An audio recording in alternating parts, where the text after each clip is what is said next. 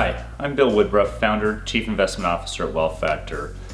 Today I want to talk about a structure for thinking about the current volatility in financial markets and how I think it's important to create an investment plan. So the next couple graphs try to put a little bit of perspective into pandemics, what's happened in global markets during these periods. So the first one puts dots on the graph for all sorts of different environments or pandemics. The most recent one being in 2009, which happened to be just right after the financial crisis. And so the market was already off to the races and largely didn't even notice this activity. The next page here looks at a more impactful crisis.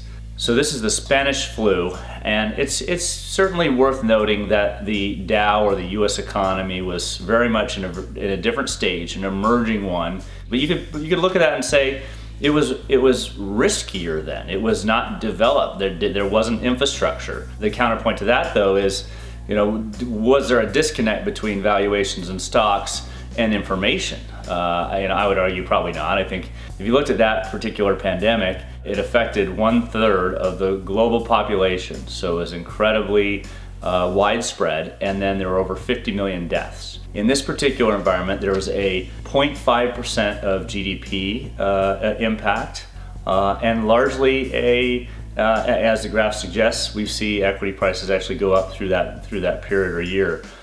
So I don't know that necessarily gives us a reason to believe that this time won't be different, but it does give us at least some basis to suggest that the negative economic impacts might not be quite as dramatic as what I think the market has really already priced in.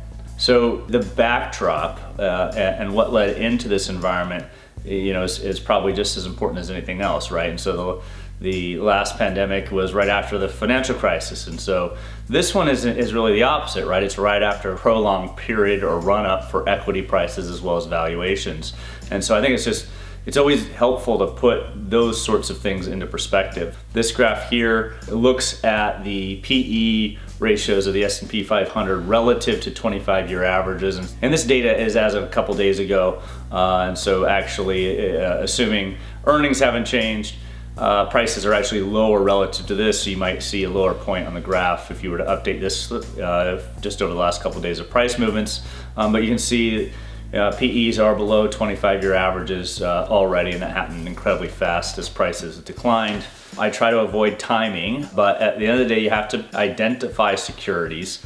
And I do that based on a few top-level philosophies. While market cap weighting will, in my opinion, work, the success of market cap weighting isn't in its design, but simply its repeatable and consistent process. And so my belief that greater opportunity is in areas where things haven't gone well for quite a while, and where valuations are really starting to get quite interesting. I've got a red circle here on the current PE versus the 20-year average on the value column here in the top right. And so you can see the growth column, we're starting to, except for in the small category, see PEs that are less than the 20-year average.